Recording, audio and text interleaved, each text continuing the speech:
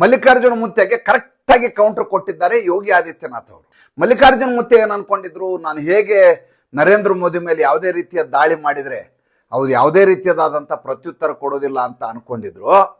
ನರೇಂದ್ರ ಮೋದಿಯನ್ನ ಹಾವು ಅಂದ್ರು ಸುಮ್ಮನಿರೋರು, ಚೇಳು ಅಂದ್ರು ಸುಮ್ಮನಿರೋರು, ರಾವಣ ಅಂದ್ರು ಸುಮ್ಮನಿರೋರು, ಅದೇ ರೀತಿ ಯೋಗಿ ಆದಿತ್ಯನಾಥ್ ಇರ್ತಾರೆ ಅಂತ ಪರಿಭಾವಿಸಿದ್ರು.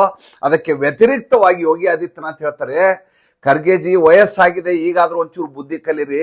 ನೀವು ಕೋಪ ಮಾಡ್ಕೋಬೇಕಾಗಿದ್ದು ಮುಸಲ್ಮಾನರ ಮೇಲೆ, ರಜಾಕರ ಮೇಲೆ, ಹೈದರಾಬಾದ್ ನಿಜಾಮರ ಮೇಲೆ. ಏಕೆಂದ್ರೆ ನಿಮ್ಮ ತಾಯಿಯನ್ನ ಜೀವಂತವಾಗಿ ಸುಟ್ಟದ್ದು ಇದೇ ಜಿಹಾದಿ ಮುಸಲ್ಮಾನರು, ನಿಮ್ಮ ಮನೆಗೆ ಬೆಂಕಿ ಹಚ್ಚಿದ್ದು ಇದೇ ಜಿಹಾದಿ ಮುಸಲ್ಮಾನರು. ನೀವು ಅವರ ಹೆಸರನ್ನು ಹೇಳಿದ್ರಿ, ಎಲ್ಲಿ ಓಟ್ ಹೊರಟೋಗ್ಬಿಡ್ತಾವಂತ ತುಷ್ಟೀಕರಣದ ರಾಜಕಾರಣ ಮಾಡ್ತಾ ಇದ್ರಿ.